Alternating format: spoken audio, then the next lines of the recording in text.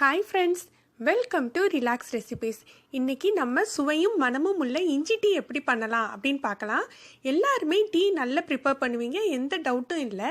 நான் இங்கே எனக்கு தெரிஞ்ச ஒரு சில டிப்ஸை சொல்லியிருக்கேன், நீங்கள் ட்ரை பண்ணி பாருங்கள். முதல்ல பாலை எடுத்துக்கிடுவோம். பாலை பொறுத்த வரைக்கும் அவங்கவுங்க யூஸ் பண்ணுற பாலுக்கு தகுந்தாப்புல கட்டியான பாலாக இருந்தால் தண்ணி சேர்த்துக்கோங்க. நான் இங்கே பசும்பால் தான் யூஸ் பண்ணுறேன், அதனால ரொம்ப தண்ணி சேர்த்துக்கலை. நான் இங்கே 3 கப் பால் எடுத்துருக்கிறேன். அதாவது 200 ml கிளாஸுக்கு 3 கிளாஸ் பால் எடுத்துருக்கிறேன். இங்கே வச்சுருக்கேன் இல்லையா, இந்த கிளாஸுக்கு 3 கிளாஸ் எடுத்துருக்கிறேன். எந்த அளவு பாலாக இருந்தாலும் அதில் எக்ஸ்ட்ரா ஒரு 1/4 கப் தண்ணி சேர்த்துக்கோங்க. இது எதுக்குன்னா, நம்ம இஞ்சி போட்டு தேயிலை போட்டு கொதிக்க விடையில் டீ ரொம்ப கட்டி ஆகிடும். அதை தடுக்கிறதுக்காக நம்ம ஒரு 1/4 கப் எக்ஸ்ட்ரா தண்ணி சேர்த்துக்கிறோம். நான் இங்கே வச்சுருக்க ஸ்பூன் எனக்கு கரெக்டான ஸ்பூனு. 1 கப் பாலுக்கு 1 ஸ்பூன் தேயிலையும் 2 ஸ்பூன் சர்க்கரையும் நான் யூஸ் பண்ண போகிறேன். இந்த ஸ்பூன் எனக்கு கரெக்டாக இருக்கும். நீங்கள் ஒரு தடவை இந்த அளவு ட்ரை பண்ணி பாருங்கள். அப்புறம் சின்ன ஸ்பூனுக்கு 1 ஸ்பூன் ஏலக்காய் தூள்,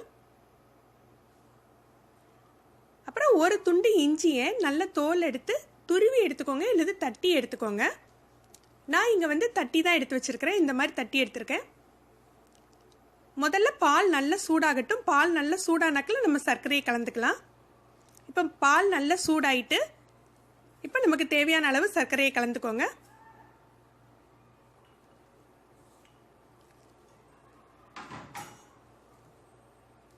சர்க்கரையை கலந்து பால் நல்லா கொதிச்ச பின்னால் நம்ம இஞ்சியை சேர்த்துடலாம். பால் கொதிக்கிறதுக்கு முன்னால் நீங்கள் இஞ்சியை சேர்த்திங்கன்னா பால் தெரிஞ்சிடும். இப்போ பாருங்கள், பால் நல்லா கொதிச்சிடுச்சு. இந்த ஸ்டேஜில் நம்ம இஞ்சியை சேர்த்துக்கிறோம். இஞ்சியை சேர்த்து உடனே ஏலக்காய் தூளை சேர்த்துடாதீங்க. இதான் நம்மளுடைய முதல் டிப்ஸு. இஞ்சியை சேர்த்து ஒரு 5 நிமிடம் சிம்மில் போட்டு அப்படியே கொதிக்க விடுங்க. அதாவது இஞ்சியோட சாறு ஃபுல்லாக அந்த பாலில் இறங்கணும். நீங்கள் உடனே வேணுங்கிறதுக்காக தீயை ஹை ஃப்ளேமில் வச்சிங்கன்னா இஞ்சி சாறு ஃபுல்லாக இறங்காது. அதே போல் நம்ம தேயிலையை சேர்த்து போட்டாலும் தேயிலையோட வாசம் இறங்க ஆரம்பிச்சிடும், இஞ்சியோட வாசம் கம்மியாயிடும். அதனால நம்ம முதல்ல இஞ்சியை போட்டு ஒரு 5 நிமிடம் சிம்மிலேயே கொதிக்கட்டும்.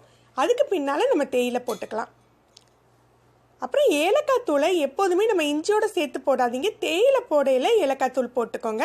அப்படின்னா தான் அதோட ஃப்ளேவர் நல்லாயிருக்கும் உங்களுக்கு. இப்போ இஞ்சி போட்டு கொதிச்சிட்ருக்கு, நல்லா கொதிச்சிடுச்சு. இஞ்சியோட சாறு ஃபுல்லாக இறங்கிட்டு இருக்கும். இந்த ஸ்டேஜில் நம்ம ஏலக்காய் தூள் சேர்த்துக்கலாம்.